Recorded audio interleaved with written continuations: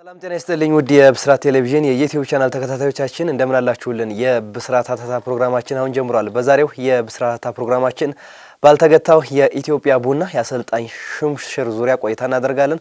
ፕሮግራሙን አዘጋጅቶ ወደ እናንተ በማድረሱ መላኩ ወልደ ሰንበትና እኔ አንተነህ ታረቀ ከመላው የስቱዲዮ ባለሙያዎች ጋር በጋራ በሆነ አብረናችሁ ቆይታ እናደርጋለን። እስከ ፕሮግራማችን ፍጻሜ ድረስ አብራችሁን ቆዩ። እንዴት አለ? ሰላም ነው? ሁሉ ሰላም አለን። መልካም። በዛሬው የብስራት ቆይታችን ባልተገታው የኢትዮጵያ ቡና የአሰልጣኝ ሹም ዙሪያ ቆይታ እናደርጋለን። ኢትዮጵያ ቡና በርካታ አሰልጣኞችን አሰናብቷልም ቀጥሯልም። በዛ ምትክ ግን ውጤት ላይ ያን ያክል ውጤት አላስመዘገበም። በዚህ ዙሪያ ታዲያ ዛሬ ቆይታ እናደርጋለን። እንግዲህ ኢትዮጵያ ቡና በአሰልጣኝ ሹም ሂደቶች ታዲያ ብዙ ነገሮችን አስተናግዷል።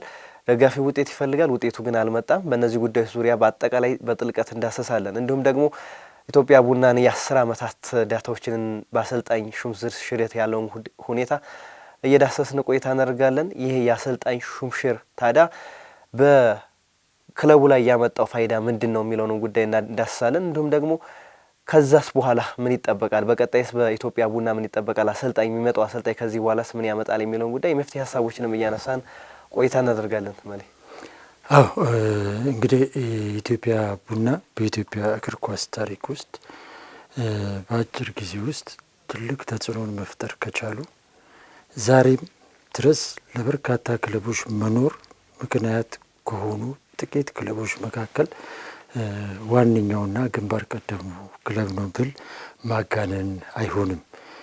ኢትዮጵያ ቡና ለኢትዮጵያ እግር ኳስ አብዮት ከፈጠሩ ክለቦች መካከል አንዱና ግንባር ቀደሙ ነው። ስለዚህ ዛሬ ላይ ስለ ኢትዮጵያ ቡና ስናወራ እኔ እንደግል እንደ አንድ በስፖርት ውስጥ ከ20 ዓመት በላይ እንዳሳለፈ የስፖርት ጋዜጠኛ ብቻ ሳይሆን ዛሬ ላይ መናገር የሚፈልገው እንደ አንድ የቡና ቤተሰብ፣ እንደ አንድ የእግር ኳስ ቤተሰብ ነው መናገር የሚፈልገው። ምክንያቱም ኢትዮጵያ ቡና እያደገ ሲሄድ እንጂ እየወደቀ ሲመጣ ማየት ፈጽሞ አልፈልግም። የሚሞተው የሚወድቀው ኢትዮጵያ ቡና ብቻ አይደለም፣ በአጠቃላይ የኢትዮጵያ እግር ኳስ ነው። በኢትዮጵያ እግር ኳስ ውስጥ ኢትዮጵያ ቡናና ቅዱስ ጊዮርጊስ ያላቸው ሚና እጅግ በጣም ከፍተኛና ከእግር ኳስም በላይ የዘለለ ትርጉም ያላቸው ክለቦች ነው።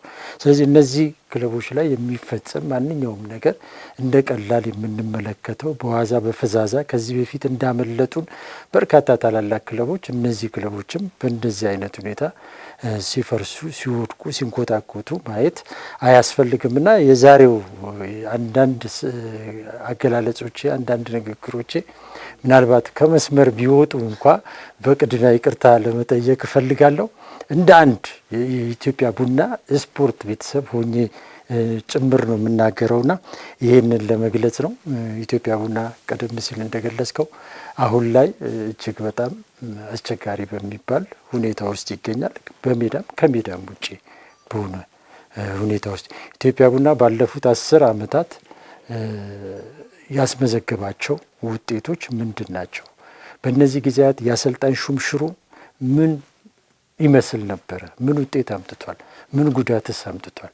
በቀጣይስ ያለፉት 10 ዓመታት የተመዘገቡ የተለያዩ ቁጥራዊ መረጃዎች ስለ ወደፊቱ ምን ይናገራሉ የሚለውን በደንብ አንስተን እንናገራለን። ብዙዎች ኢትዮጵያ ቡናን ለማሰልጠን ይፈራሉ። ለምን? ደጋፊው በየጊዜው ትዕግስት የለውም፣ አመራሩ ትዕግስት የለውም ለአሰልጣኝ ይባላል። ለምንድን ነው ይሄ የሚባለው? በቡና ቤት ውስጥ የአሰልጣኞች እድሜ የሽንኩርት እድሜ ያህል ነው ይባላል።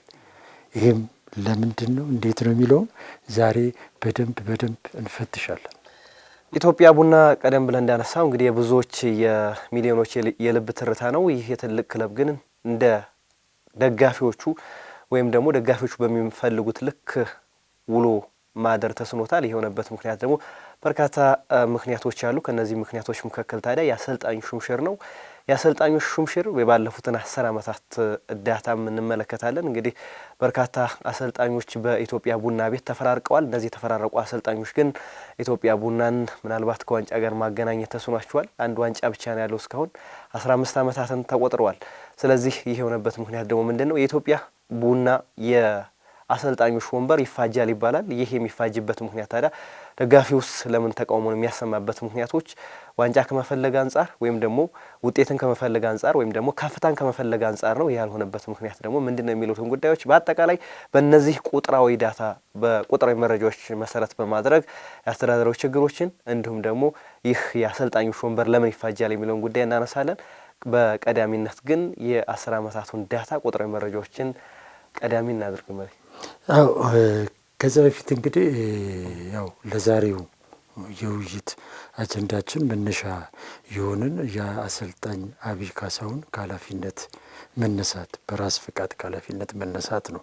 አሰልጣኝ አብይ ካሳሁን እንግዲህ ባለፉት 11 ጨዋታዎች 12 ነጥብ ብቻ በማስመዝገብ ቡድኑ 16ኛ ደረጃ ላይ እንዲቀመጥ ምክንያት በመሆኑ ምክንያት ራሱን ከኃላፊነት አግሏል። ክለቡም ይህንን የአሰልጣኙን ውሳኔ ሙሉ ለሙሉ ተቀብሏል። በዚህ መሰረት እንግዲህ ረዳት አሰልጣኙ ኃይሉ አድማሱ ወይም ቻይና ቀጣይ ጨዋታዎችን በኃላፊነት እንዲመራ በጊዜያዊነት ኃላፊነት ተሰጥቶታል። እንግዲህ ዋናው መነሻችን ይሄ ነው። አብይ ካሳሁን በ11 ጨዋታዎች ውስጥ የተሰናበተ አሰልጣኝ ሆኗል። አብይ ካሳሁን በ11 ጨዋታዎች ያስመዘገበው ውጤት ባለፉት 10 ዓመታት ከተመዘገበው ውጤት ሶስተኛው ዝቅተኛ ውጤት ባለፉት 10 ዓመታት ሁለት ጊዜ ያህል 2008 እና 2010 ላይ 12 ነጥብ ተመዝግቧል። በዚህ ምክንያት ኡሽኬ የሚባሉ አሰልጣኝ ከኃላፊነት እንዲሰናበቱ የተደረገበት ፖፓዲች ያው በህመም ምክንያት ነው ፖፓዲች በእርግጥ የተሰናበቱት። በኋላ ላይ ኮስታዲኖ የሚባል አሰልጣኝ መጥቶ ነበር። እሱም እንደዚሁ ክለቡን ለቆ የሄደበት ሁኔታ አለ። የተቀየረበት ሁኔታ ሁለት ጊዜ 12 ነጥብ አምጥተዋል። ነገር ግን እንደ አብይ ካሳሁን የተሰናበተ ግን የለም። ይሄ አብይ ካሳሁን ከነሱ ጋር በተመሳሳይ 12 ነጥቦችን ነው ያመጣው። ነገር ግን አብይ ካሳሁን በራሱ ፈቃድ ከኃላፊነቱ እንዲሰናበት የተደረገበት ውጤት ነው ያለውና አብይ ካሳሁን ያስመዘገበው ውጤት ባለፉት 10 ዓመታት ከተመዘገቡት እንግዲህ ደካማ ተብሎ የሚጠቀስ ውጤት ከመሆኑ ጋር ተያይዞ ተሰናብቷል። እንግዲህ ለዛሬው አጀንዳችን ዋነኛ ምክንያት የሆነውም እንግዲህ አብይ ካሳሁን ገና ውድድሩ 25 ከመቶ ያህል በሄደበት ሁኔታ ከኃላፊነት ለቋልና ይሄ ደግሞ በኢትዮጵያ ቡና ውስጥ የተለመደ ባህል እየሆነ የመጣበት ሁኔታ ነው ያለው። ባለፉት 10 ዓመታት እንግዲህ ኢትዮጵያ ቡናን በዋና አሰልጣኝነት ካሰለጠኑት 8 አሰልጣኞች መካከል 5 ያህሉ ከ1 ወር እስከ 6 ወር በሆነ ጊዜ ውስጥ ከኃላፊነታቸው እንዲሰናበቱ ተደርገዋል። ባለፉት 10 ዓመታት 9 ጊዜ ያህል ኢትዮጵያ ቡና የዋና አሰልጣኝ ሹምሽር አድርጓል። 8 አሰልጣኞችን በዋና አሰልጣኝነት ቀጥሯል። በጊዜያዊነት 4 አሰልጣኞችን እንደዚሁ ኢትዮጵያ ቡና ቀጥሯል። 5 ጊዜ ያህል ልውውጥ ተደርጓል በኢትዮጵያ ቡና። በአጠቃላይ ኢትዮጵያ ቡና እንግዲህ በአሰልጣኝ ሹምሽር ውስጥ ወደ 12 አሰልጣኞችን ባለፉት 10 ዓመታት ቀያይሯል ማለት ነው። ይሄ እንግዲህ በአመት አንድ አሰልጣኝ የአንድ አመት ጊዜ እንኳ በክለቡ እንደሌለው ያሳያል። አብዛኞቹ አሰልጣኞች እንደነገርኩ 6 ወርና ከዛ በታች በሆነ ጊዜ ውስጥ ነው ከክለቡ እንዲሰናበቱ የተደረጉት። በአጭር ጊዜ እንግዲህ የተሰናበቱት አሰልጣኝ ወይም በራሳቸው ፈቃድ እሳቸው ስንብትም አይደለም ኮስታዲኖ የሚባሉ በፖፓዲች በህመም ምክንያት በመጀመሪያው 3 ወር ክለቡን ለቀው ሲሄዱ ከደቡብ አፍሪካ የመጡ አሰልጣኝ ናቸው። እሳቸውም ሰርቢያዊ ናቸው። በነገራችን ላይ በኢትዮጵያ ቡና በእነዚህ 10 ዓመታት ውስጥ 5 የውጭ አሰልጣኞችን ቀጥሯል። ከ5ቱ 4ቱ ሰርቢያዊ ናቸው፣ አንዱ ፈረንሳይ ነው እና የፖርቹጋል ዝርያም አለበት እና እነዚህ 5 አሰልጣኞች ከውጭ ከተቀጠሩት እንግዲህ ሙሉውን አመት መጨረስ የቻሉት ፖፓዲች ብቻ ናቸው። ፖፓዲችም ቢሆኑ ሙሉውን አመት በሙሉ ስልጣን በሙሉ ኃላፊነት በኢትዮጵያ ቡና ቆይተዋል ማለት አይቻልም። አሰልጣኙ አንደኛው ዙር አካባቢ ላይ እንደነገርኩ ሲጀምሩ አካባቢ በ11 ጨዋታ የመጣው ውጤት 12 ነጥብ ነው። በዚህ ምክንያት ቦርዱም ደጋፊውም እምነት ማጣት ጀምሮ ነበር። ነገር ግን ፖፓዲች በዛን ወቅት ላይ የሰሩት ወይም የሚታይ አንድ ነገር ግን ነበራቸው። ቡድኑን በአካል ብቃት ብቁ አድርገውት ነበር። ወጣት ተጫዋቾችን የተሰበሰቡት ያን ጊዜ ኢትዮጵያ ቡና እንደ አዲስ የተገነባበት፣ አብዛኛው ተጫዋቾች ከብሔራዊ ሊግ የመጡበት ጊዜ ነበር። ከዛ ጋር ተያይዞ የታዩ ተጫዋቾች እንደነ አስራት ቱንጆ፣ ማኑኤል ዮሐንስ የመሳሰሉ በርካታ ወጣት ተጫዋቾች ነበሩበትና እነዛ ልጆች በብቃት ሜዳውን 90 ደቂቃ ታግለው ይጫወቱ ስለነበር ይሄ በደጋፊው በአመራሩም ዘንድ የፈጠረው ነገር ነበርና በዛ በ11 ጨዋታ 12 ነጥብ ሲያመጡ እንዲሰናበቱ ብዙ ግፊቶች አልነበሩም፣ ቅሬታዎች ቢኖሩም። ነገር ግን ሁለተኛው ዙር ከተጀመረ በኋላ ግን የእሳቸው ጉዳይ በልዩ ሁኔታ እንዲታይ ተደርጎ የመወሰን ስልጣናቸው ተወሰደ። 100% ነበር ከዛ በፊት የሚወስኑት። ሁለተኛው ዙር ከገባ በኋላ ግን የአሰልጣኝ ቡድኑ ተሰብስቦ በመቶ አለቃ ፍቃደ ሰብሳቢነት መቶ አለቃ ፍቃደ ቢሮ ውስጥ እየተሰበሰቡ ሁሌ ከጨዋታ በፊትና በኋላ ግምገማ እየተደረገ በጋራ አሰላለፍ እንዲወጣ ተደረገ። በዛ ምክንያት ነው ፖፓዲች አመቱን የጨረሱት እንጂ እሳቸውም የመሰናበት እድል ገጥሟቸው ነበር። ስለዚህ ኢትዮጵያ ቡና 2008 ላይ አመቱ ሲያልቅ ሁለተኛ ሆኖ የጨረሰበት ሁኔታ ተፈጥሯል መጨረሻ ላይ። በዚህ ምክንያት ፖፓዲች አመቱን እንዲጨርሱ ተደረጉ እንጂ አምስቱም የውጭ አሰልጣኞች አመት የሚጨርሱበት እድል አልነበረም። ከዛ ውጭ እንግዲህ ከአምስቱ ውጭ 8ቱ ዋና አሰልጣኞች በኢትዮጵያ ቡና ወጣት የሚባሉ አሰልጣኞች ናቸው። ሶስቱ ካሳዬ አራጌ፣ ተመስገን ዳና እና ነጻነት ክብሬ፣ እነዚህ ኢትዮጵያውያን አሰልጣኞች ናቸው በኢትዮጵያ ቡና የቆዩት። እነዚህ አሰልጣኞች ከነዚህ ከሶስቱ ደግሞ አመቱን ሙሉ የጨረሱት ነጻነት ክብሬና ካሳዬ አራጌ ብቻ ናቸው። ተመስገንም አንደኛው ዙር ላይ እንዲሰናበት የተደረገበት ሁኔታ ነው ያለው። ስለዚህ በአጠቃላይ ከተቀጠሩት አሰልጣኞች እንግዲህ 8 ያህል ዋና አሰልጣኞች 5ቱ ከ1 ወር እስከ 6 ወር ባለው ጊዜ ውስጥ ከክለቡ ጋር የተለያዩ አሰልጣኞች ናቸው። በዚህ ምክንያት ኢትዮጵያ ቡና 9 ጊዜ ያህል የአሰልጣኝ ሹምሽር አድርጓል። በዚህ ጊዜ ውስጥ ደግሞ 4 ያህል አሰልጣኞች በጊዜያዊነት ቡድኑን እንዲረከቡ ተደርገዋል። ገዛኸኝ ከተማ፣ እድሉ ደረጀ፣ ነጻነት ክብሬ ራሱና ዮሴፍ ተስፋዬ። ገዛኸኝ ከተማ 2 ጊዜ ያህል ቡድኑን በጊዜያዊነት ተረክቦ ሰርቷል። በእነዚህ ጊዜያቶች ውስጥ በጣም የሚገርም ነገር 2010 ላይ ኢትዮጵያ ቡና በአንድ አመት ጊዜ ውስጥ 3 አሰልጣኞችን የቀያየረበት 3 ዋና አሰልጣኞችን የቀያየረበት ሁኔታ ነበር። ፖፓዲች በህመም ሄዱ። ከዛ ኮስታዲኖቭ የሚባል መጣ ከደቡብ አፍሪካ። እሱም 1 ወር ነው 2 ጌም አሰርቶ ሄደ። ከዛ በኋላ ጎሜዝ የሚባል አሰልጣኝ እንዲመጣ ተደረገ። በአንድ አመት ውስጥ 3 አሰልጣኝ የቀያየረበት ጊዜ ነበረ። እሱ ብቻ አይደለም። 2009 ላይ ደግሞ በአንድ አመት ውስጥ በጣም አስገራሚው ነገር ውሽኬ የሚባሉ አሰልጣኝ ነበሩ። ሰርቪያዊ ናቸው። እሳቸው ከመጡ በኋላ እሳቸው በ3 ወር ጊዜ ውስጥ ከኢትዮጵያ ቡና እንዲሰናበቱ ተደረገ። ከዛ በኋላ ገዛኸኝ ከተማ ቡድኑን እንዲረከብ ተደረገ። ገዛኸኝ ከተማ ቲሙን ይዞት ሄዶ መጨረሻ ላይ 3 ጨዋታ ሲቀር እድሉ ደረጀ ቡድኑን እንዲረከብ ተደረገ። እንግዲህ ገዛኸኝ ይዞት ሄዷል። 3 ጨዋታ ሲቀር ኢትዮጵያ ቡና ለዋንጫ አይጫወትም። ለምን አይጫወትም? በኋላ ላይ የወጣ መረጃ ምንድን ነው? ለምንድን ነው እድሉ ደረጀ 3 ጨዋታ ሲቀር ገዛኸኝ ተሰናብቶ እድሉ እንዲይዝ የተደረገው ሲባል እድሉ ቢያንስ እኔ ኃላፊነቱ ከተሰጠኝ የጥሎ ማለፍ ዋንጫ አመጣለሁ ብሎ ስላለን ነው ሲሉ አንድ የቦርድ አባል ከዚህ በፊት ነግረውኛል። ነገር ግን እድሉም ይዞት የጥሎ ማለፉንም አላገኘም፣ የዙሩንም አላሸነፈም። በዛ ምክንያት እድሉም የተሰናበተበት አስገራሚ ነገር አለ። ኢትዮጵያ ቡና እንግዲህ እንዳየኸው በአመት ውስጥ የሚጨርስ አሰልጣኝ የለም።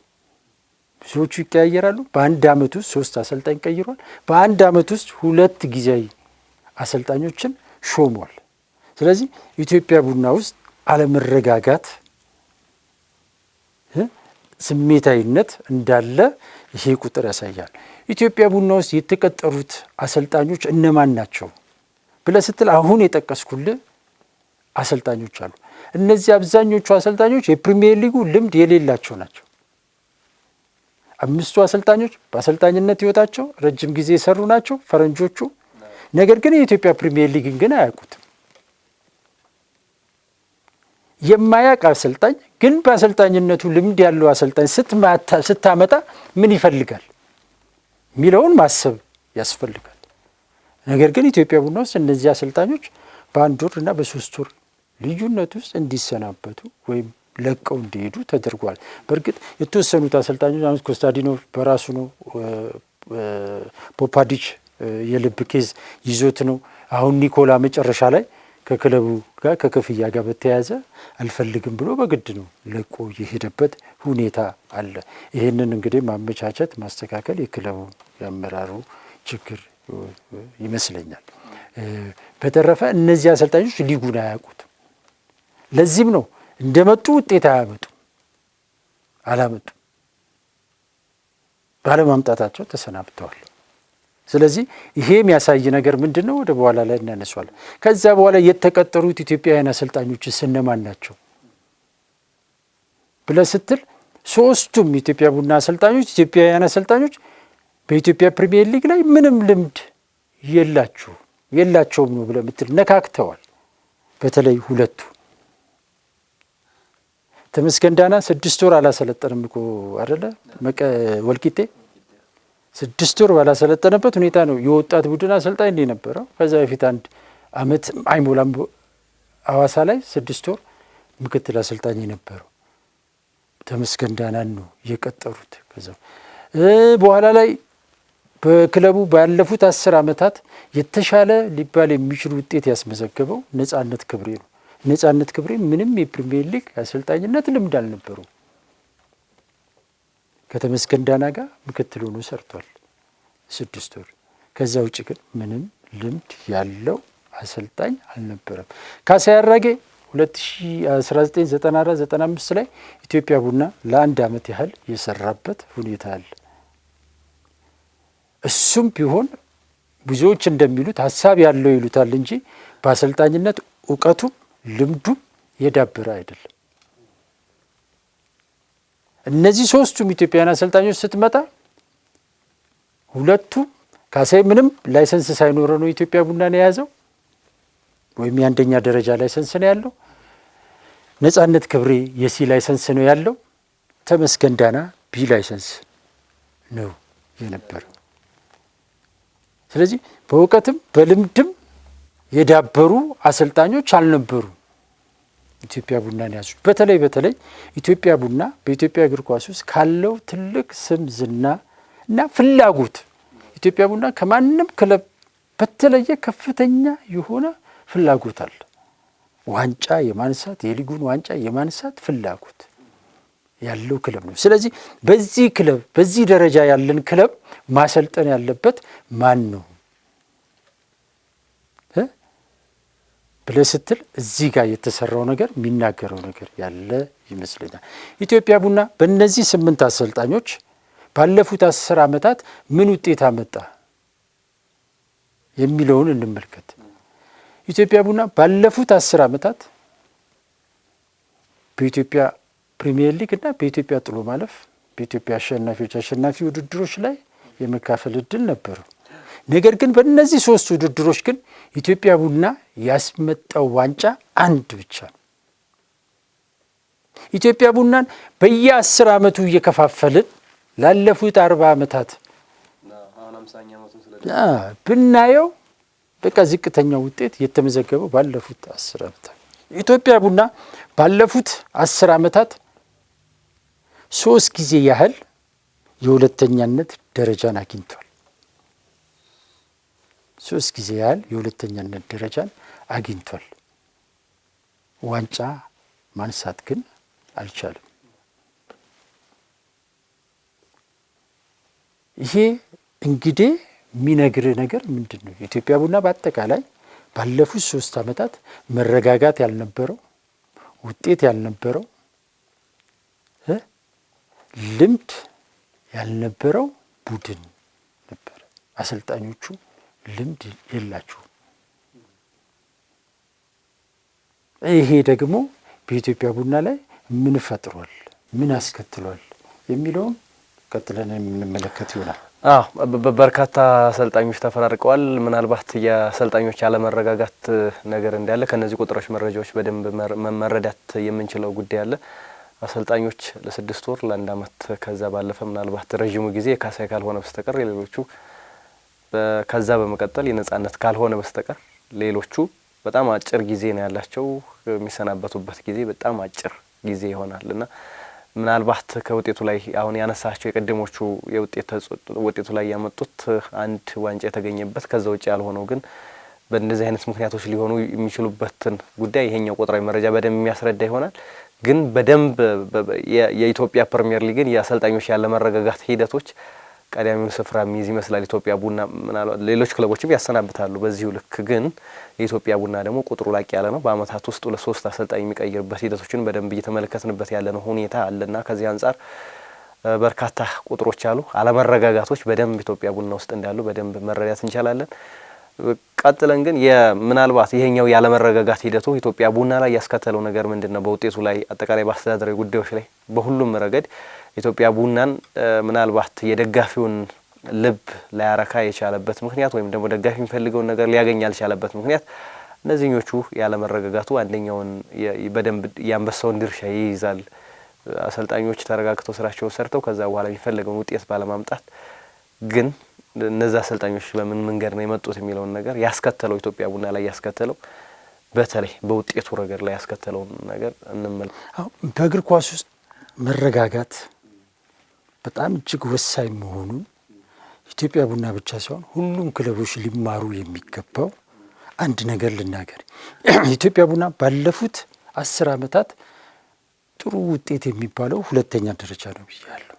እነዚህ ጥሩ ውጤት የሚባለው የኢትዮጵያ ቡና የ2ኛ ደረጃ የመጣው እንዴት ነው በነማን ነው ብለህ ስትል የውድድር ዘመኑን መጨረስ የቻሉ አሰልጣኞች ያመጡት ውጤት ነው። 2008 ላይ ፖፓዲች አመቱን እንዲጨርስ ተደረገ። ክፍተት ማንኛውም ሰው ላይ ሊኖር ይችላል። ቀደም ሲል እንደገለጽኩልን 100 አለቃ ፍቃድ በተወሰነ ደረጃ ጥሩ ነገር ነው የሰሩት። ከማባረር ይልቅ ከማሰናበት ይልቅ አሰልጣኙ ምንድነው ችግሩ ብሎ አጥንቶ አሰልጣኙን የመርዳት የማገዝ ኃላፊነት፣ ሁለተኛ ዘዴ ነው የጋራ ማድረግ ገብቷል። አሰልጣኝ ብቻ ማሰናበት መፍትሄ አይደለም። ችግሩን ይሄን አሰልጣኝ የሾመው ማን ነው? ቦርዱ አይደለም። ስለዚህ ይሄን አሰልጣኝ ሲያሰናበት እኮ በሌላ አነጋገር ራሱን እያሰናበተ ነው። ራሱን ተጠያቂ እያደረገ ነው። አሰልጣኙ ሲሰናበት እሱም ተጠያቂ ነው የሚሆነው።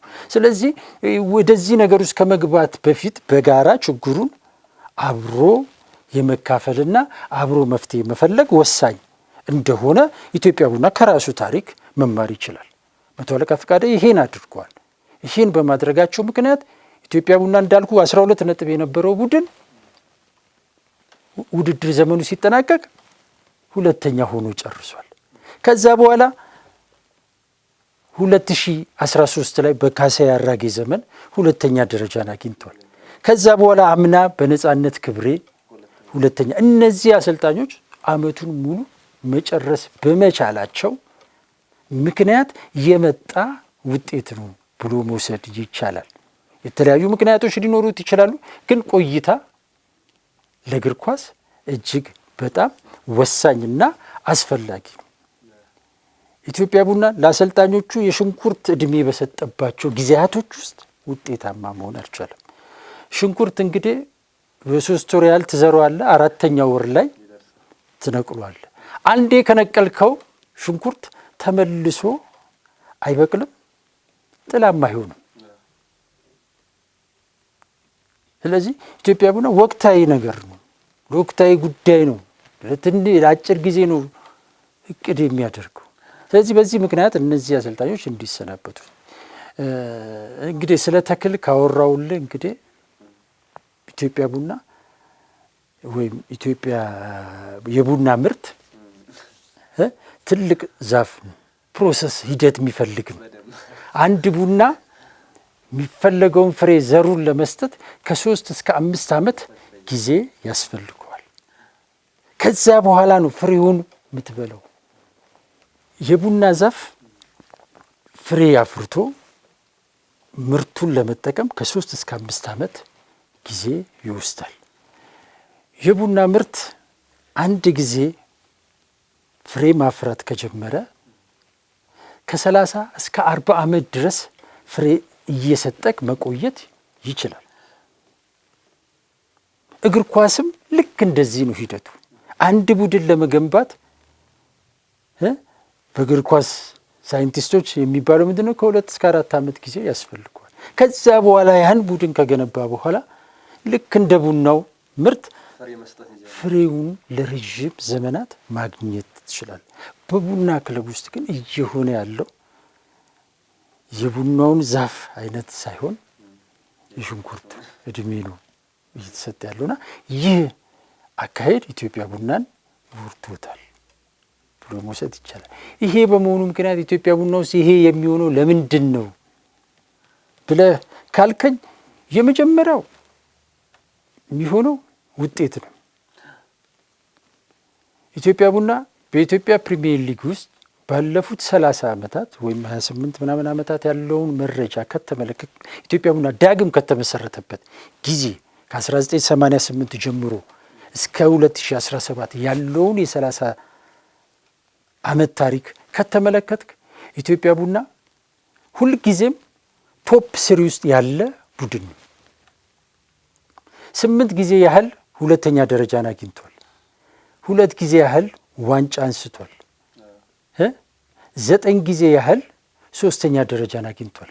በአጠቃላይ እንግዲህ 19 ጊዜ ኢትዮጵያ ቡና ቶፕ 3 ውስጥ ያለ ሁሌም ለዋንጫ የሚፎካከር የሚጫወት ቡድን ነው።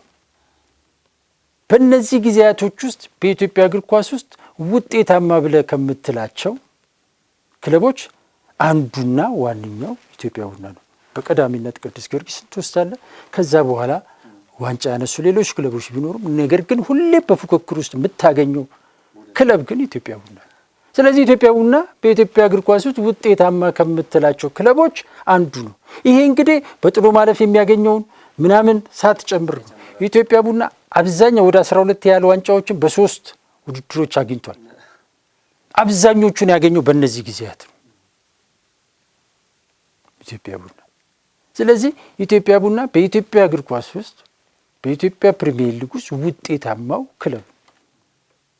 ስለዚህ ሁልጊዜም አመራሩም ደጋፊውም ውጤት ይፈልጋል።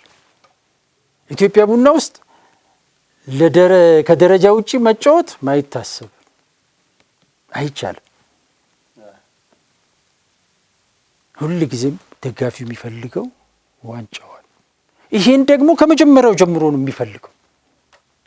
ኢትዮጵያ ቡና በአብዛኛው ታሪኩን ከተመለከትክ መጀመሪያ ላይ እውነት ለመናገር ቀስ እያለ የሚነሳ በኋላ ግን እየጋለ የሚሄድ ቡድን ነው ኢትዮጵያ ቡና። ለዚህም ነው ደጋፊው በየጊዜው እየበዛ የመጣው።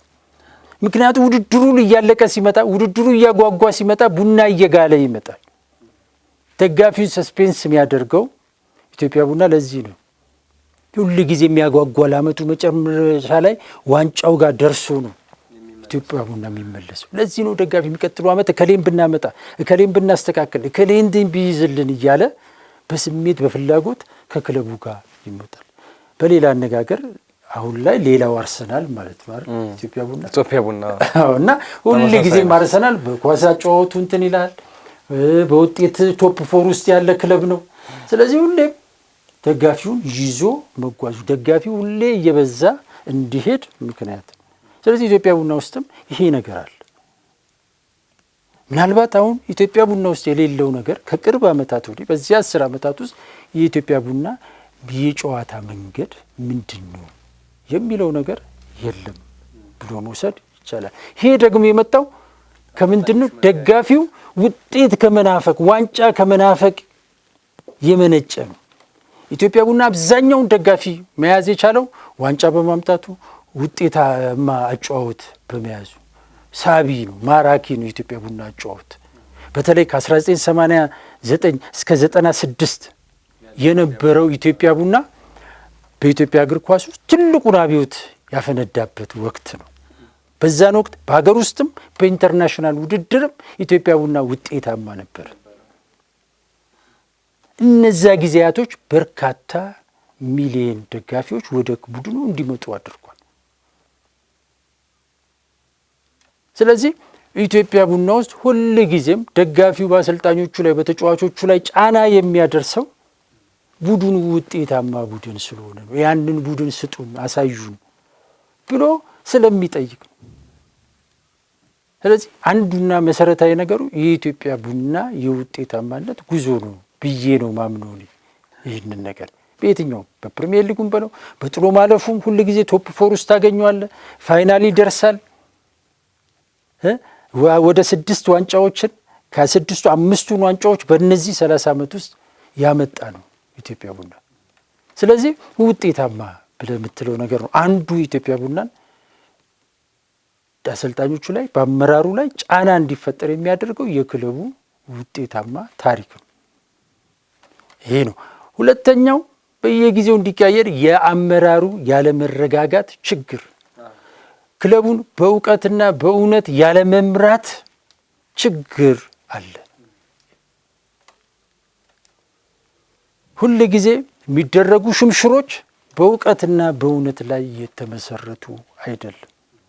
ቀደም ሲል እንደገለጽኩልህ የውጭ አሰልጣኞች 5 አምጥቷል ኢትዮጵያ ቡና። 5ቱ አሰልጣኞች ሲመጡ ለሊጉ አዲስ ናቸው። ተጫዋቾቹን አያውቋቸው፣ ተጋጣሚዎቻቸውን አያውቋቸው። ስለዚህ እነዚህ አሰልጣኞች ቡድን ሲሰሩ ከውድድር ነው የሚማሩት አይደል? ከጨዋታ ነው የሚማሩት። ስለዚህ ጊዜ ያስፈልጋቸዋል ማለት ነው። ነገር ግን ኢትዮጵያ ቡና እንደዚህ አይነት አሰልጣኝ አምጥቶ እንደገና ጊዜ አይሰጥም። እንዴት ነው ውጤት የሚመጣው ታዲያ? አይደል? ቅድም ነገር ይላሉ የፖፓዲችን እዛ ጋር የሰራው ነገር ትዕግስት በመደረጉ በኋላ የመጣበት እንደገና መልሰው ፖፓዲችን እኮ በድጋሚ አምጥተውታል ኢትዮጵያ ቡና 2010 ላይ ፖፓዲች ተመልሶ መጥቷል። ለምን? የሰራው ነገር የሆነ ነገር ፈጥሮ ሄዷል። ያንን ነገር መንከባከብና ለፍሬ ማብቃት ከአመራር ነው የሚጠበቀው። ደጋፊ በየጊዜው ቅሬታ ሊያቀርብ ይችላል፣ በስሜት ሊሆን ይችላል ደጋፊው። አመራሩ ግን ነገሮችን በእውቀት ማየት ይፈልጋል። ኢትዮጵያ ቡና ሁልጊዜም እንደነገርኩ ውጤት ይፈልጋል። ውጤት ለማምጣት ደግሞ ምን ያስፈልጋል? ልምድና እውቀት ያላቸው የደጋፊውን ጫና መቋቋም የሚችሉ አሰልጣኞች ያስፈልጉታል። ነገር ግን አሁንም ኢትዮጵያ ቡና ሲመርጥ የመረጣቸው ቀደም ሲል የነገርኩህ ወጣት አሰልጣኞች ናቸው በብዛት ኃላፊነት ላይ የሚያስቀምጣቸው። አብዛኞቹ በኢትዮጵያ ቡና ፍላጎት ልክ የሆኑ አሰልጣኞች ናቸው ብሎ መውሰድ አይቻልም። ልምድ ይጎላቸዋል። ወደፊት ጥሩ ሊሆኑ የሚችሉ ጥሩ ራዕይ ያላቸው ወጣት አሰልጣኞች ናቸው። አሰልጣኞቹ የሚያመጣቸው አሰልጣኞች በተደጋጋሚ ናቸው። ነገር ግን እነዚህ አሰልጣኞች ግን እውቀት ብቻውን ውጤት አያመጣም። ለኢትዮጵያ ቡና የሚያስፈልጋቸው ነገር አለ። ክለቡ የሚፈልገው ነገር አለ። እግር ኳሱ የሚፈልገው ነገር አለ። ስለዚህ እነዛን የሚያሟሉ አሰልጣኞች አይደሉም።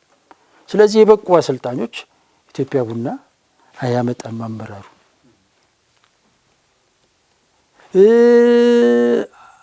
አመራሩ በእውቀት አይመራም ብዬ ስልክ ኢትዮጵያ ቡና ባለፉት 10 ዓመታት ውስጥ የቴክኒክ ኮሚቴ የለውም፣ የቴክኒክ ዳይሬክተር የለውም። በቃ 2009 ላይ አንድ ቴክኒክ ዳይሬክተር ነበረው፣ ቀጥሮ ነበር። አሁን በኋላ ላይ ፕሪሚየር ሊግ ላይ አሰልጣኝ የነበረ ሰው ቀጥሮ ነበር። ከዛ እሱም መቀጠል አልቻለም፣ አሰናበቱት። እንዲያውም ለማሰናበታቸው ምክንያት የነበረው አንዱ ቅድም እንደነገርኩ 2008 መቶ አለቃ ጋር እየተሰበሰቡ ውይይት እያደረጉ በጋራ ውሳኔዎች ይወሰኑ። 2009 ላይ ሙሽኬ ይዞት ቡድኑ ውጤት አላመጣ ሲል አሰልጣኞቹ እየተሰበሰቡ መወያየት ጀመሩ። ከዛ መቶ አለቃ ጋር ነው እንደነገርኩ ገብተው የሚሰበሰቡትና የሚወያዩ። ከዛ ቴክኒክ ዳይሬክተሩ ከመቶ አለቃ ጋር ስብሰባ ከመግባታቸው በፊት ደግሞ እሱ ደግሞ ሌላ አጭር ስብሰባ ይጠራል። አሰልጣኞቹ ከአሰልጣኞቹ ጋር እዛ ጋር እንደ አጋዥ ሆኖ መረጃዎቹ ይወስድና ይገባሉ። ከዛ ልክ ሲገቡ መቶ አለቃ ስብሰባውን ሲመራ ሀሳብ ያለው ምናምን ብሎ ሲል ቴክኒክ ዳይሬክተሩ እዚህ ጋር የተነጋገረውን በሙሉ ያቀርባል። በአብዛኛው የሚያቀርበው አሰልጣኞቹና ሌሎች የአሰልጣኝ ቡድን አባላት የተናገሩትን እና በኋላ ላይ የሚገርም ነገር ሁሉ ጊዜ እየገባ እሱን ነው የሚናገረው፣ ሌላ ነገር አይናገርም። በኋላ ሌሎቹ አሰልጣኞች ተነጋገሩና አሁን ሁላችንም ምክንያት ፈጥረን ሳንነግረው እንግባ አሉት። ስብሰባ ሲጠራ ጉዳይ አለኝ እንደዚህ ያለ ደርሳለሁ እሺ እያሉት ይቀራሉ። ሳይናገሩ ሲገባ የሚናገረው ጠፋው ቴክኒክ ዳይሬክተሩ። ከዛ መቶ አለቃ እያየና አለና እንዲሰናበት አደረገው። ከዛ በኋላ ግን ኢትዮጵያ ቡና ቴክኒክ ዳይሬክተር የለው። የአሰልጣኝ ቅጥሩን የሚያደርገው ከጽህፈት ቤቱ ጋር ነው። በጽህፈት ቤቱ ደግሞ ውስጥ ያሉት ሰዎች አብዛኞቹ የእግር ኳስ ፍላጎትም እውቀትም ያላቸው አይደሉም። ብዙ ጊዜ የተሳሳተ መረጃ ለክለቡ ቦርድ አመራሮች የሚያቀርቡ ናቸው። በዚህ ምክንያት የኢትዮጵያ ቡና ስራ አመራር ቦርድ የሚወስናቸው ውሳኔዎች ብዙ ጊዜ የተሳሳቱ። ሰሞኑን እየሰማን ነው አይደለ? አብይ ካሳውን መልቀቁን ተከትሎ ከኢትዮጵያ ቡና ጋር ስማቸው በርካታ አሰልጣኞች እየተነሳ ነገር ግን እኔ ይህን ጉዳይ ለማጣራት ባደረግኩት ሂደት ግን የክለቡ ስራ አመራር ቦርድ እስካሁን ከአሰልጣኝ አዲስ አሰልጣኝ ስለመቅጠር አልተወያየም፣ አልተነጋገርም። ነገር ግን እከሌ ጨርሷል፣ 90% ደርሷል፣ 100% ደርሷል፣ በሚስጥር ተይዞ ነው ምናምን እየተባለ ግን ብዙ ነገር ይባላል። የክለቡ ስራ አመራር ቦርድ አሁን ላይ ያደረገው ኃይሉ አድማሱ ቻይና ክለቡን በጊዜያዊነት ይዞ እንዲቀጥል ምናልባትም ከሮቡ የመቻል ጨዋታ በኋላ ኢትዮጵያ ቡና ስራ አመራር ቦርድ በጉዳዩ ላይ ተወያይቶ ውሳኔ ለመስጠት ቀጠሮ እንደያዘ ነው። ስለዚህ ኢትዮጵያ ቡና አሰልጣኝ ሲቀጥር እንደነገርኩ በእውቀት በእውነት ላይ ተመስርቶ አይደለም። በስሜት በግፊት በጫና ደጋፊዎች ጫና እያሳደሩ እከሌ እንደዚህ ሆነ፣ እከሌ ቢቀጠር፣ እከሌ እንደዚህ ቢሆን እየተባለ ነው አሰልጣኝ የሚቀጠር። ይሄ ትክክል አይደለም። ይሄ መስተካከል አለበት። በየትም ዓለም ላይ ቦርድ ያለ ቴክኒክ ኮሚቴ ወይም ያለ ቴክኒክ ዳይሬክተር ሪኮሜንዴሽን ቅጥር አይፈጽምም። ኢትዮጵያ ቡና ከሌላው ዓለም የተለየ አይደለም። የተለየን እንሁን ብለው በሄዱበት ርቀትም ውጤት አልመጣም አይደለ? እስካሁን ድረስ እንግዲህ ባለፉት 10 ዓመታት 12 ጊዜ ሾመዋል። 12 ጊዜም ተሳስተዋል አይደለ? ውጤቱ የሚነግረን ይሄን አይደለ? ምናልባት የነጻነትን እንቀበለው በውጤታማነቱ የሶስቱን እንኳን እንቀበል ብለን ብንል እንግዲህ 9 ጊዜ ተሳስቷል ይሄ ቦርድ። ስለዚህ ይሄንን ቆም ብሎ ማሰብ፣ መቀበል፣ መውሰድ ያስፈልጋል። ቦርዱ ጋር ችግር አለ። የቅጥር ሂደቱ የቅጥር ስርዓቱ ልክ አይደለም። ቡና ውስጥ ክለብ ውስጥ አሰልጣኝ እንዴት ይቀጠራል፣ እንዴት ይሰናበታል የሚል የተጻፈ ሁሉም የሚያውቀው መመሪያ ደንብ የለም። ይህንን እየተከታተለ የሚያስፈጽም ባለሙያም የለውም ክለቡ። ለነገሩ ከማንም በፊት ኢትዮጵያ ቡና ስራ አስኪያጅ በመቅጠር አንደኛ ነው። ቴክኒክ ዳይሬክተር በመቅጠር አንደኛ ነው። ብዙ ነገሮች በማድረግ ኢትዮጵያ ቡና ቀዳሚ ነው። ግን መጀመር እንጂ መጨረስ የማይችል ክለብ ደግሞ ነው። ብዙ ነገሮችን መናገር ይቻላልና ሁለተኛው ኢትዮጵያ ቡና ውስጥ ለሚፈጠሩ ከአሰልጣኝ ሹምሽር ጋር ተያይዞ አንዱ ተጠያቂው ቦርዱ ነው። ሌላውና ሶስተኛው በተለይም ባለፉት 10 ዓመታት ለተፈጸመው በኢትዮጵያ ቡና የሹምሽር ውድቀት ምክንያቱ ፋይናንስ። ኢትዮጵያ ቡና እንደነገርኩ ባለፉት 10 ዓመታት የተቀጠሩት አሰልጣኞች በሙሉ የተቀጠሩበት ቁጥር አንድ መመዘኛው ፋይናንስ ነው። ክለቡ ባለፉት 10 ዓመታት እና ከዛ በላይ የፋይናንስ ቀውስ ውስጥ ወይም ችግር ውስጥ ያለ ክለብ፣ የተረጋጋ ፋይናንስ የለውም። አሁንም በዚህ ሰዓት እኔ እናንተ በምንነጋገርበት ሰዓት በርካታ የክለቡ የቅርብ የሚባሉ ግለሰቦች፣ ባለሀብቶች ገንዘብ እየተጠየቁ ለደሞዝ፣ ለልዩ ልዩ ወጪዎች። ስለዚህ ክለቡ በእንዲህ አይነት የፋይናንስ ችግር ውስጥ በመሆኑ ምክንያት አሰልጣኞችን ብቃት ያላቸውን ልምድ ያላቸውን አሰልጣኞች ለመቅጠር ገንዘብ እንጠየቃለን።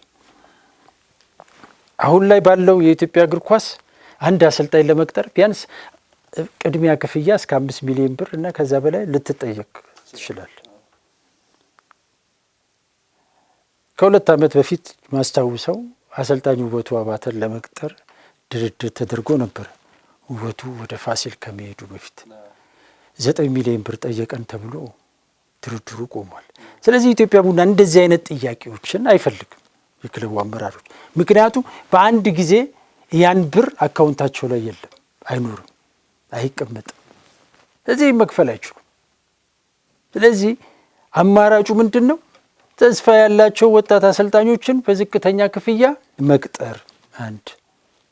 ሁለተኛ ከሀገር ውጭ ያሉት አሰልጣኞች የትኛውንም ክፍያ ቢጠይቁክ የምትከፍላቸው በወር ነው።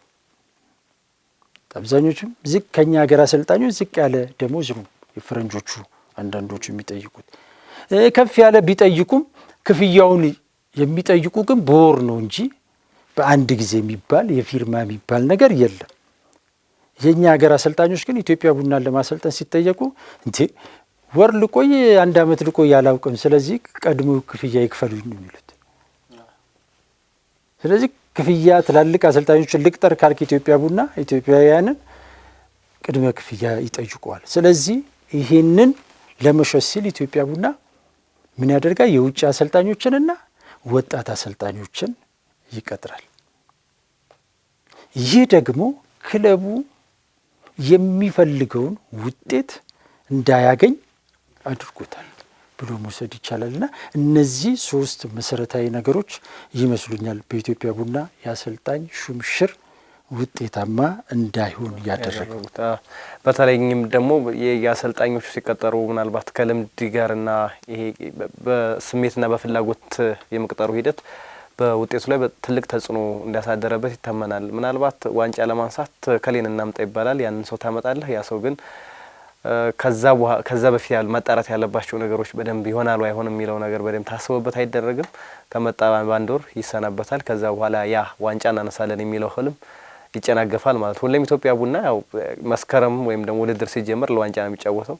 ከአንድ ወር በኋላ ግን ለዋንጫ አይጫወትም። ይሄ የኢትዮጵያ ቡና የተለመደ ድርጊት ሆኗል። ይሄ ደግሞ አሰልጣኙን በደንብ መርምሮ ይሆናል ወይ ይሄ ሰው ዋንጫ ያመጣልናል ብሎ ከመቅጠር አንጻር የሚያያዙ ጉዳዮች ናቸው። በርካታ ጉዳዮች አሉ በእርግጥ የሚነሱ በተለይ በአስተዳደራዊ ጉዳዮች ላይ በተለይ ቴክኒክ ዳይሬክተር የሚባለው እስካሁን ድረስ አለመኖሩ ምናልባት ኢትዮጵያ ቡና ቅድም ያልከው የጀመራቸው ነገሮች ነበሩ፣ ግን የጀመራቸው ነገር አለመጨረሱ በደንብ እንደጎዳው ይታያል። አሁንም በግለሰቦች ፍላጎትና ስሜት አሰልጣኞች መቀጠራቸው ክለቡን እንደዚህ ደረጃ ላይ እንዲገኝ ያደርገውታል። የፋይናንስ ጉዳዩም አሁንም ኢትዮጵያ ቡና ቤት ተደጋግሞ የሚነሳ ጉዳይ ነው። ግን ያም ሆኖ ይህ አሁንም ኢትዮጵያ ቡናን ወደ ዋንጫ የሚወስደው መንገድ የተዘጋ ይመስላል። ምናልባት አሁን ባለው ሂደት ውስጥ በእንደዚህ አይነት ሂደቶች ያልተቀረፉ ኢትዮጵያ ቡናም አሁን ዋንጫ የሚለው ነገር ከባድ ሊሆን እንደሚችል የእነዚህኞቹ ቁጥራዊ መረጃዎችም ያሳያሉ። አሁንም ይሄኛው ሂደትም የተቀረፈበት መንገድ ስለሌለ አሁንም ዋንጫ ስለማግኘቱ የሚያጠራጠሩ ነገሮች አሉ። በቀጣይም እነዚህ ነገሮች ካልተቀረፉ ምናልባት እንደው በቀጣይም አሁን የኢትዮጵያ ቡና ለመቅጠር አሰልጣኝን ለመቅጠር ሂደቶች አሉት። ስለዚህ የሚመጣው አሰልጣኝስ እንዴት ነው ሰርቫይቭ የሚያደርገው፣ እንዴት ነው በኢትዮጵያ ቡና ውስጥ በዚህ ሂደት ውስጥ የሚቆየው የሚለውን ጉዳይ በደንብ እናንሳና እናጠቃል ዝግጅታችን። እንግዲህ በአጠቃላይ ኢትዮጵያ ቡና ባለፉት 10 ዓመታት ታሪኩ አሁን ወቅታዊ ሁኔታው የሚናገረው ክለቡ የአሰልጣኝ ሹምሽር ቀውስ ውስጥ የገባው በዋናነት መረጋጋት በክለቡ አካባቢ አለመኖሩ ነው። የአብዛኞቹ አሰልጣኞች ቆይታ ከ6 ወርና ከዛ በታች መሆኑ እንዲሁም ልምድ ያለው አሰልጣኞች አለመምጣታቸው ክለቡን በእንደዚህ አይነት አስቸጋሪ ሁኔታ ውስጥ እንዲወርቅ አድርጎታል። በውጤታማነት እንዳይጓዝ አድርጎታል ኢትዮጵያ ቡናን። ስለዚህ በቀጣይነት ምን መደረግ አለበት የሚለውን ለማንሳት ያህል በመጀመሪያ ደረጃ በኢትዮጵያ ቡና ውስጥ ሊኖር የሚገባው ትልቁ ቁም ነገር ትዕግስት ከምንም በላይ ያስፈልጋል። ኢትዮጵያ ቡና ውስጥ በኢትዮጵያ ቡና ታሪክ ውስጥ እንግዲህ አሁንም ትዕግስት ወሳኝ መሆኑን የምትረዳው ኢትዮጵያ ቡና ቀደም ሲል እንደነገርኩ ከ1988 እስከ 96 የነበረው የመጀመሪያዎቹ 10 ዓመታት የኢትዮጵያ ቡና ውጤታማ ጉዞ የነበረበት ጊዜ ነው።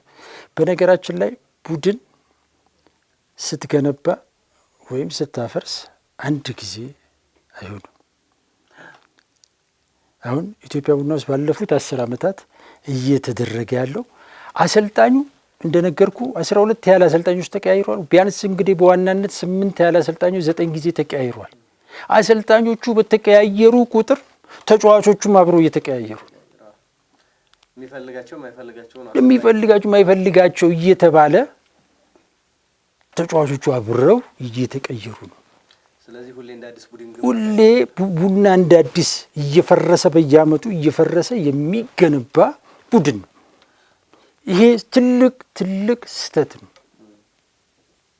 ቦርዱ አንዱንም መያዝ አልቻለም። ወይ ተጫዋቾቹን አልያዘም፣ ወይ አሰልጣኞቹን አልያዘም።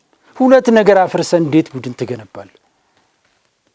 ለዚህ ጥሩ ማሳያ የሚሆነውን አሁንም የምነግርህ ከ1988 እስከ 96 ድረስ የነበረውን ቡድን ነው።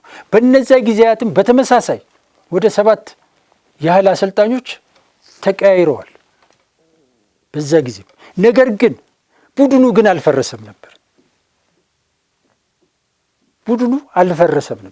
1988 89 ላይ 88 እንደ አዲስ ነው የተገነባው ያ ቡድን። ከዛ 89 ተጠገነ። የኢትዮጵያ ሻምፒዮና ለመጀመሪያ ጊዜ ወሰደ። የአሸናፊዎች አሸናፊ ዋንጫ ወሰደ። 90 ላይ የጥሎ ማለፍ ዋንጫ ወሰደ ያ ቡድን። 92 ላይ ጥሎ ማለፍ ዋንጫና የአሸናፊዎች አሸናፊ ዋንጫ ወሰደ። 95 ላይ የኢትዮጵያ ጥሎ ማለፍ ዋንጫን ወሰደ። ወደ 6 ዋንጫዎች ያ ቡድን ፈርሷል። 89 ላይ እናንዳርጋቸው ሰለሞን፣ ካሊድ መሐመድ፣ ቴድሮስ፣ ኡመር አብደላ ጨምሮ ወደ 9 ያህል ተጫዋቾች ከቢ አድገው ነበር። እነዚያ ተጫዋቾች 1996 ድረስ ነበሩ እና አሸናፊ ግርማ ከ1991 ጀምሮ እስከ 96 ከቲሙ ጋር ነበሩ እና አሰግድ ተስፋዬ ከ1988 ካሳዬ አራጌ እስከ 1994 ነበረ። ከ88 እስከ 1994 ለ8 ዓመታት ካሳዬ የቡድኑ ተጫዋች ነበር። አሰግድ ተስፋዬ የቡድኑ ተጫዋች ነበረ 8 ዓመት በላይ። ይህ ቡድን እንግዲህ ስዩም አባተ፣ ፕሮፌሰር ሲሳይ ዘለቀ፣ አብርሃም መብራቱ፣ መጨረሻ ላይ አብርሃም ተክለ ሃይማኖት 97 ላይ አሰልጥኖታል። ወደ 7-8 የሚሆኑ አሰልጣኞች ቡድኑን ተረክቦታል። ብዙ ጊዜ መቆየት የቻለው በርካታ ዋንጫዎቹን ያመጣው ስዩም አባተ ነው። በዛ ጊዜ ከመጡ 6 ዋንጫዎች 5ቱን ምናምን ያመጣው ስዩም አባተ ነው። ረጅም ጊዜ የነበረው 2 ዓመት ምናምን ቆይታ የነበረውም ስዩም አባተ ነው። በዛ ጊዜ የሚመጡት 6 ዋንጫዎች የመጡት የውድድር ዘመኑን የጨረሱ አሰልጣኞች ናቸው። 1995 ካሳዬ አራጌ ሙሉ የውድድር ዘመን ጨርሷል። የኢትዮጵያ ጥሎ ማለፍ ዋንጫን አምጥቷል፣ ደረጃ ውስጥ አስገብቷል። በዛ ጊዜም ኢትዮጵያ ቡና ከ1988 እስከ 96 በነበረው በ97 በነበረው ጊዜያቶች ውስጥ አንድ ጊዜ ነው 6ኛ የወጣው። 2ኛና 3ኛ ነው ኢትዮጵያ ቡና የነበረው። ይሄ በሀገር ውስጥ ነው። ከሀገር ውጭ ስትሄድ ሴካፋ ላይ 3ኛ ደረጃ ለመጀመሪያ ጊዜ ያመጣ ኢትዮጵያዊ ክለብ ኢትዮጵያ ቡና ነው። የግብፁን ሀላሊን ከውድድር ውጭ ያደረገው ኢትዮጵያ ቡና ያ ቡድን ነው። በርካታ ወጣት ተጫዋቾችን አሳድጎ ለውጤት ያበቃው እስከ ኢትዮጵያ ብሔራዊ ቡድን ቁልፍ ተጫዋቾችን ማብቃት የቻለው ያ ቡድን ነው። በዛ ቡድን ውስጥ ከ6 እና 7 ተጫዋቾች በላይ ለኢትዮጵያ ብሔራዊ ቡድን ይጫወቱ ነበር። እንግዲህ አንዳርጋቸው ሰለሞን አለ፣ ካሊድ መሐመድ አለ፣ አሰግድ ካሳዬ፣ አሸናፊ ግርማ፣ ሌሎችም እና አሸናፊ በጋሻው የቲሙ እንግዲህ የምን ጊዜም ድንቁ ተጫዋች አሸናፊ በጋሻውም እዛ ቡድን ውስጥ ነበር። ለብሔራዊ ቡድን ይጫወቱ ነበር። ኢትዮጵያ ቡና እንደ ክለብ ብቻ ሳይሆን እንደ ሀገርም በሀገሪቱ እግር ኳስ ላይ ትልቁን አሻራ ያሳረፈው በነዛ ዘመናት ቡና ያን ሁሉ ታሪክ እንዲሰራ ያደረገው ቡድኑ መረጋጋት ነበረው። ቡድኑ አይፈርስም ነበር። ቡድኑ እየተጠገነ ይሄዳል እንጂ አይፈርስም። አሁን ግን ኢትዮጵያ ቡና እየተጠገነ ሳይሆን እየተፈረሰ ነው የሚሰራው። ስለዚህ ይህ አካሄድ ኢትዮጵያ ቡናን የትም አያደርሱ። እሺ አሰልጣኞቹን አሰናብት፣ ቡድኑን ግን ማቆየት አለበት። ኢትዮጵያ ቡና 2008 ላይ እንደነገርኩ ቀደም ሲል አማኑኤል ዮሐንስ፣ አስራት ቱንጆ ነበሩ እንደ አዲስ የመጡ እነ ኢያሱ ታምሩ ምናምን የመጡበት ጊዜ ነው። ነገር ግን እነ መስዑድ መሐመድ ነገር ግን እነዚህ ልጆች ግን ምን ያህል ጊዜ ነው ከቲሙ ጋር የቆዩት? አሁን የጠቀስኩልህ እንዲያውም ትንሽ ጊዜ ከቡድኑ ጋር 5 ዓመትም 8 ዓመት አማኑኤል ነበር ረጅም ዓመት የቆየው። ብዙዎቹ ግን ተቀይረዋል። በየዓመቱ እየፈረሰ ኢትዮጵያ ቡና በእነዚህ 10 ዓመት ውስጥ ለኢትዮጵያ ብሔራዊ ቡድን ያበቃቸው ተጫዋቾች እነማን ናቸው? አለው ወይ አስተዋጽኦ ኢትዮጵያ ቡና በዚህ 10 ዓመት ውስጥ እንደ ሀገር በኢንተርናሽናል ውድድር ተሳትፎ በዚህ 10 ዓመት ውስጥ ኢትዮጵያ ቡና ስንት ጊዜ ነው የተሳተፈው? 2 ጊዜ። ስለዚህ ለኢትዮጵያ ቡና ቀጣይ ጊዜ ያማረ ውጤታማ እንዲሆን ከተፈለገ መረጋጋት ያስፈልጋል። ነገሮችን በእውቀትና በእውነት ላይ ተመስርቶ መመልከት ያስፈልጋል። ያለበለዚያ ኢትዮጵያ ቡና ረጅም ርቀት መሄድ አይችልም። ሌላው መታሰብ ያለበት ለኢትዮጵያ ቡና የምትመርጠው አሰልጣኝ ምን ጊዜም እውቀትና ልምድ ያለው አሰልጣኝ ያስፈልጋል። በተለይም ኢትዮጵያ ቡና አሁን ላይ ከፋይናንስ ጋር ተያይዞ ከፍተኛ ችግር ውስጥ ያለ ከመሆኑ ጋር ተያይዞ ወጣት ተጫዋቾችን ወደፊት የሚያድጉ ተጫዋቾችን ነው የሚይዘው። ከፍተኛ የሆኑ ተጫዋቾችን እንደ ሌሎቹ ተፎካክሮ የማምጣት አቅም የለውም። ስለዚህ ቡድኑ ጋር የምታመጣው አሰልጣኝ ከተጫዋቾቹ በልምድም በእውቀትም ከፍ ያለ የደጋፊውን ጫና የአመራሩን ጫና መቋቋም የሚችል አሰልጣኝ መሆን አለበት። አሁን ላይ የነበረው አሰልጣኝ እሱም ጀማሪ ተጫዋቾቹም ጀማሪ ወጣቱ እንዴት ብሎ ነው በእንደዚህ አይነት መንገድ ቡድን የምትገነባው? ኢትዮጵያ ቡና ውስጥ በነገራችን ላይ ልምድ ያለው አሰልጣኝ ብቻ ሳይሆን ልምድ ያለው ተጫዋችም ያስፈልጋል። የሜዳ ውስጥ አሰልጣኝ የሆነ ተጫዋች ያስፈልጋል። አሁን ላይ ያለው ቡድን ላይ በአደባባይ እየተመለከትን ነው አይደል? እስከ መደባደብ ሲጋበዙ አንዱ አንዱን አይዞ ማለት የማይችልበት እንኳን በዚህ ዘመን አይደለም እነ ካሳዬ አራጌና ሰግድ እና አሸናፊ በጋሻው በነበሩበት ቡድን ውስጥ እንኳን አዲስ ተጫዋቾች ሲመጡ የደጋፊውን ጫና መቋቋም አቅቷቸው ሜዳ ላይ ያለቅሱ ነበር። ሜዳ ላይ ደጋፊውን ጫና መቋቋም አቅቷቸው እያለቀሱ ይጮቱ። ያን ጊዜ አሁን የጠቀሱት ተጫዋቾች ናቸው የሜዳውን ስራ የሚሰሩት። አሰልጣኝ ሁሉንም ስራ ሊሰራ አይችልም። ስለዚህ ቡድኑን የሚመሩ ጥሩ መሪ መሆን የሚችሉ ተጫዋቾች በሜዳ ላይ በየስቴሽኑ ያስፈልጋል። ስለዚህ ኢትዮጵያ ቡና ለልምድ ትልቅ ትኩረት ሊሰጥ ይገባል። ልምድ ያላቸው ተጫዋቾች ያስፈልጉታል። ልምድ ያለው አሰልጣኝ ለኢትዮጵያ ቡና ያስፈልገዋል። እኔ በዚህ 20 ዓመት ውስጥ ከኢትዮጵያ ቡናን በጣም በቅርብ ሊባል በሚችል ደረጃ አውቀዋለሁ። በደንብ መናገር ይችላሉ ስለ ኢትዮጵያ ቡና ከዚህም በላይ። ስለዚህ ካለኝ ልምድ ነው የምናገረው።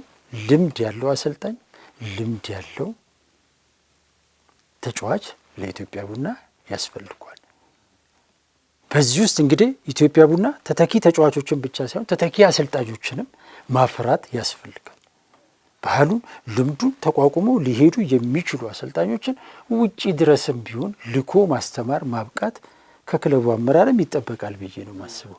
ስለዚህ አሁን ልምድ ያለው አሰልጣኝ ከታች ሊያድግ ሊለወጥ ነገ ክለቡን ሊይዝ የሚችል ተጫዋች መመልመል ያስፈልጋል። በቲፎዞ አይደለም፣ በእውቀታቸው በደንብ ተመዝኑ እንትን ያደርጋል። ለዚህ ደግሞ ሶስተኛው ነጥብ የሚሆነው ጠንካራ የቴክኒክ ቡድን ማቋቋም ያስፈልጋል። እግር ኳስ በእውቀትና በእውነት እንጂ በስሜትና በፍላጎት አይመራም። በቃ ኢትዮጵያ ቡና ውስጥ ዋነኛና ትልቁ ችግር ይሄ ነው። በቃ የክለቡን ቴክኒካል ጉዳዮች የሚከታተል የሚቆጣጠር የሚያግዝ የሚደግፍ ባለሙያ የለውም። ሁሌ ችግር ሲኖር ብቻ አንስቶ የሚፈልጥ ነው። ስለዚህ ይሄ የሚቋቋመው ቴክኒክ ስታፍ ክለቡ ጥንካሬውን ሲኖረው ጥንካሬውን ይዞ እንዲቀጥል፣ ትንሽ ወረድ ሲል ደግሞ እንዲነቃ የሚደግፍ የሚያበረታታ እንጂ ስህተት እየፈለገ የሚያሰናብት ብቻ አይደለም። ቴክኒክ ዲፓርትመንት ወይም ቴክኒክ ዳይሬክተር መቅጠር ያስፈልገዋል ክለቡ። ይሄ ከሌለ አደጋ ነው። ኢትዮጵያ ቡና ባለፉት 10 ዓመታት እንዳልኩ በወጣቶች ልማት ደካማ ነው። አሁንም ቁጥር ዝም ብሎ እየተቆጠረ ልጆች ያድጋሉ እንጂ ማን ነው መጥቶ በደንብ ተጫውቶ ኢትዮጵያ ቡናን ከችግሩ ነፃ ያወጣ ብለህ ስትል አስቸጋሪ ሁኔታ ነው ያለው። በፋይናንስ ውጤታማ አይደለም፣ በውጤት የለውም። እነዚህ መሰረታዊ ነገሮች ናቸው። ውጤት፣ ፋይናንስ፣ የወጣቶች ልማት። እዚህ ላይ ክለብ መሆን ያለበት እዚህ ላይ ነው። ስለዚህ ከዚህ አንጻር ችግር ውስጥ ነው ያለው። ይህን ችግር ልትቀርፍ የምትችለው ደግሞ ጠንካራ የቴክኒክ ዲፓርትመንት በማቋቋም ነው። ስለዚህ እዚህ ላይ መስራት ያስፈልጋል። ሌላው እና ቁልፉ ጉዳይ ደግሞ ክለቡ የራሱ ማንነትን ማስጠበቅ መጠበቅ አለበት። ምንድን ነው የኢትዮጵያ ቡና የሚፈልገው? ምንድን ነው የኢትዮጵያ ቡናን ከሌላው ክለብ የሚለየው የሚለው የኢትዮጵያ ቡና የራሱ የጨዋታ ፍልስፍና ሊኖረው ይገባል። ሁሌ አፈ ታሪክ ነው ያለው። ከታሪክ ከማውራት የዘለለ በሰነድ የተደገፈ የጨዋታ መንገድ ማንም አሰልጣኝ ቢመጣ በዛ መንገድ ውስጥ የሚፈስበት ስርዓት ኢትዮጵያ ቡና መፍጠር መቻል አለበት። አሁን ኢትዮጵያ ቡና ዛሬ ድረስ ብዙዎችን መሳብ የቻለው መናገር የሚቻለው በማራኪ ያጨዋወት ስልቱ ነው። ኢትዮጵያ ቡናን ከማንም ክለብ ብትለየው አጨዋወቱ ነው። ኢትዮጵያ እግር ኳስ ውስጥ እንደነገርኩ በርካታ ጥሩ እግር ኳስ የሚጫወቱ ክለቦች በየዘመናቱ ተፈጥረዋል። የድሮ ተመልካቾች ብትጠይቅ አየር ኃይል፣ እርሻ ሰብል፣ መብራት ኃይል ምን እያለ መድን እያለ ብዙ የሚነግር የሚጠራለ አለ። ነገር ግን ረጅም ዘመናትን ግን ይህን የጨዋታ መንገድ ይዘው የሄደው ኢትዮጵያ ቡና፣ በዚህም በርካቶችን ማፍራት የቻለው ኢትዮጵያ ቡና ማራኪ አጨዋወት ብቻ ሳይሆን ማራኪ አጨዋወትን ከውጤት ጋር ቀደም ሲል እንደነገርኩ ነው ውጤቱ። ሌሎቹ ጥሩ እግር ኳስ ይጫወታሉ፣ ነገር ግን ቡና ባለበት ደረጃ ላይ ግን አይቀመጡም ነበር። ለዚህ ነው ኢትዮጵያ ቡና ጎልቶ የወጣው እንጂ ኢትዮጵያ ቡና ብቻ ማራኪ አጨዋወት ስለሚጫወት አይደለም። ኢትዮጵያ ቡና ያን ማራኪ አጨዋወት ከውጤት ጋር አቀናጅቶ መጓዝ ችሏል። እድሜ ለአሰልጣኝ ስዩም አባተና ለክለቡ ታላላቅ ተጫዋቾች። እነዚህ ተጫዋቾች ስዩም አባተ በሌለባቸው ጊዜያቶች እንኳ ያን የጨዋታ መንገድ ይዘውት መቀጠል ችሏል። ስለዚህ ኢትዮጵያ ቡና የራሱ የጨዋታ ፍልስፍና ሊኖረው ይገባል። በቃ ማንንም አሰልጣኝ ሊገመገም ሊቆጠር የሚችልበት። ይሄ ደግሞ ቅድም የምናነሳቸው ችግሮች መለኪያ መሆን ይችላል አይደል? ማንንም አሰልጣኝ ስታመጣ በዛ ልክ ነው ለክተህ የምታመጣ። ስለዚህ ይሄ ሆነ። አራተኛ የመጨረሻው ነጥብ የማደርገው ከደጋፊው ጋር ተያይዞ ደጋፊዎች አመራሩን ሲቃወሙም ሲደግፉም በእውቀት መሆን መቻል አለበት። ምክንያታዊ መሆን በቃ ሲደግፉት ምን ሲሉት አመራሩን መሞገት ያለባቸው በመሳደብ አንዱን በማዋረድ ክብር በመንካት መሆን የለበትም። ኢትዮጵያ ቡና ስራ አመራር ቦርድ ለምንድን ነው በየጊዜው አሰልጣኝ የምትቀያይሩብን? ለምንድን ነው ስትመርጡ ተጠንቅቃችሁ የማትመርጡት? አንድ አባባል አለ አይደል? 9 ጊዜ ለካ 1 ጊዜ ቁረጥ ቢባል ለምንድን ነው እንዲህ ማታረጉት ብሎ በእውቀት መሞገት እንጂ መሳደብ ለክለቡ አይጠቅም። ስለዚህ ይሄን ዝናውንም ያጎድፋል። ስለዚህ ያን ማድረግ ኢትዮጵያ ቡና ውስጥ ድሮ በፊት ጥሩ ባህል ነበር። ቡድኑ ተሸንፎም የመደገፍ ልጆቹን የማበረታታት የማንቃት ነገር ዘንድሮ ላይም ብልጭ ድርግም ይላል እንጂ ያየንበት ጊዜ ነበር። ያንን ነገር የበለጠ አጠናክሮ መሄድ ደጋፊው ጋር ያስፈልጋል ብዬ አስባለሁ። ተጫዋቾቹን ሁልጊዜም መደገፍ፣ ለአጨዋወት ስልቱ ታማኝ መሆን። በእርግጥ የኢትዮጵያ ቡና ደጋፊ ቀደም ሲልም እንደነገርኩ በፊት ጊዜ ላይ ኢትዮጵያ ቡና ቢሸነፍም እንኳ ቡድኑ ጥሩ ተጫውቶ ከወጣ ደግፎ ይወጣል። አሁንም ኢትዮጵያ ቡና ውጤት ባያመጣ እንኳ የጨዋታ መንገዱ የተስተካከለ ከሆነ እሱን ማበረታታትና መደገፍ ከዚያ ወደ ውጤት ማስኬድ ይቻላል። ያለበለዚያ ዘንድሮ ላይ ውጤት ነው የምንፈልገው እየተባለ ኢትዮጵያ ቡና ሁለቱንም አጣ። ባለፉት 10 ዓመታት የሆነው ይሄ ነው። ደጋፊው በፊት አጨዋወቱ ካለ ስለ ውጤቱ አይጨነቅም፣ አጨዋወቱ ውጤቱን ያመጣዋል የሚል ነገር ነው። የድሮ ተጫዋቾች ጋር የነበረው አመለካከትም ይሄ ነበር። በፊት ጊዜ የነበሩ ተጫዋቾች እነ ካሳዬ አራጌ፣ እነ ገብረ ኪዳን ነጋሽ እና አሸናፊ በጋሻው ምናምን በነበሩ ዘመን ላይ ኢትዮጵያ ቡና 1-0 እየተመራ ደጋፊው ሰዓት አለቀ እያለ ሲያስቸኩላቸው ተጫዋቾቹ ተው እያሉ እነሱ ኳሱን ይዘው እየተጫወቱ ጎሎችን ያስቆጥሩ ነበር። እንዲህ አይነት እየተረጋጋ ትዕግስት ያስፈልጋል ለአጨዋወቱ። ባለፉት 10 ዓመታት ግን በቃ እኛ አጨዋወቱ የሚቅርብንና ውጤት ይምጣ አለ ደጋፊው። አጨዋወቱም ጠፋ፣ ውጤቱም ጠፋ። ስለዚህ አንዱን መያዝ ሁልጊዜም የጨዋታ ፍልስፍናህን መያዝ ያስፈልጋል። ለዛ ደግሞ ደጋፊው ታማኝ መሆን መቻል አለበት። ከምንም በላይ ለአጨዋወቱ ታማኝ መሆን መቻል። የፈለገ ውጤት አይምጣ፣ ግን አጨዋወቱ ካለ ውጤቱ ቀስ ብሎ መምጣት ይችላል። አንዱን ነገር መያዝ ያስፈልጋልና ደጋፊው ይህን ማድረግ አለበት። ቦርዱ እንደ ቦርድ ቀደም ሲል የጠቃቀስኳቸውን ነገር ማድረግ ከቻለ ታላቁን ውጤታማውን ኢትዮጵያ ቡና ዳግም መፍጠር ይቻላል ብዬ አስባለሁ። ለሁሉም ግን እጃቸው ላይ ነው ያለው። ኢትዮጵያ ቡናን ወደ ቀደመ ክብሩ ዝናው ለመመለስ የደጋፊዎቹም አጠቃላይ በተለይ ደግሞ የክለብ አመራሮቹ የሰሩትን ስራ ወደ ኋላ መለስ ብለው በመገምገም ደግሞ ለቀጣይ አቅጣጫዎችን በማስቀመጥ ከዚህ በኋላ የሚመጣውን ማሰልጣኝ ምናልባት ስህተታቸውን ላለመድገም መጠንቀቅ ይኖርባቸዋል። ምክንያቱም ከዚህ በኋላ ኢትዮጵያ ቡና በየአመቱ እንደዚህ አይነት ቡድን መሆን የለበትም። ምክንያቱም ትልቅ ነው። ስለዚህ በተለይ ደግሞ የጠቀስካቸው ነገሮች ያሉት የቡና የሚታወቅበት ያጨዋወት መንገድ ባለፉት አመታት በእጅጉ የለም። ከውጤቱም አልሆነም ካጨዋወቱም አልሆነም። ስለዚህ ደግሞ ያንን መመለስና ኢትዮጵያ ቡናን የሚመስል ነገር ማምጣት ከአመራሩ ይጠበቃል። ያ የሚሆነው ደግሞ የሚፈልገውን አሰልጣኝ ለዛ የሚሆን አሰልጣኝ ሲመጣ ያን ነገር ማምጣት ይቻላል። ስለዚህ ያንን ነገር በተለይ አሁን ላይ የሚደረገውን በተለይ አሁን የሚመጣው አሰልጣኝ ላይ በእጅጉ ጥንቃቄን ማሳየት ወይም ደግሞ ጥንቃቄ የተሞላበት አካሄድን ሊካሄዱ ይገባል። ደጋፊው ግን በቀደም ያልካቸው ነገሮች በደንብ መጤን ያለባቸው ጉዳዮች ናቸው። በስቴዲየም አጠቃላይ ይገባናል። ከስሜት ጋር በተያያዘ ኢትዮጵያ ቡናን ስለሚወዱ ኢትዮጵያ ቡናን ስለሚያከብሩ ኢትዮጵያ ቡና ከፍ ሲል ማየት ስለሚፈልጉ ከስሜት ጋር በተያያዘ እንደዚህ አይነት ነገሮች ሊናገሩ ይችላሉ። ግን እንደዚህ አይነት ነገር ባይሆኑ ምክንያታዊ መሆንን ደግሞ እና በሰለጠነ መንገድ ተቃውሞንና ቅሬታን ማሳየት ቢቻል መልካም ነው። ለሁሉም ግን ተቀናጅቶ መስራት ደጋፊውም አመራሩ ተቀናጅቶ ሰርቶ ኢትዮጵያ ቡናን ወደ ቀደመ ክብሩና ዝናው ከፍ ማድረግ ይቻላል። ቀጣዩ አሰልጣኝ ማን ይሆናል ብለህ ትላለህ? እንግዲህ ለአድማጭ ተመልካቾቻችን እሱን ጥያቄ እንተው። ምናልባት እጩ የተደረጉት አሰልጣኞች አንደኛው መምጣቱ አይቀርም። ስለዚህ እንጠብቃለን በሚሆን አሰልጣኝ። ያም ሆነ ይሄ ግን የሚመጣው አሰልጣኝ በደንብ አሁንም ጫና እንዳለበት መረዳት ይኖርበታል። ስለዚህ ራሱን አዘጋጅቶ ለዚህ ጫና ራሱን አዘጋጅቶ ደግሞ ከዚህ ጫና ለመውጣት በደንብ መታገል ይኖርበታል ብዬ አስባለሁ። ውድ ተመልካቾቻችን ያልተገታው የኢትዮጵያ ቡና የአሰልጣኝ ሹምሽር ዙሪያ ቆይታ ያደረግንበት የዛሬው የብስራታ ፕሮግራማችን የተከታተላችሁትን ይመስል ነበር። ያላችሁን ሀሳብ አስተያየት በኮሜንት ሴክሽን ላይ አስቀምጡልን።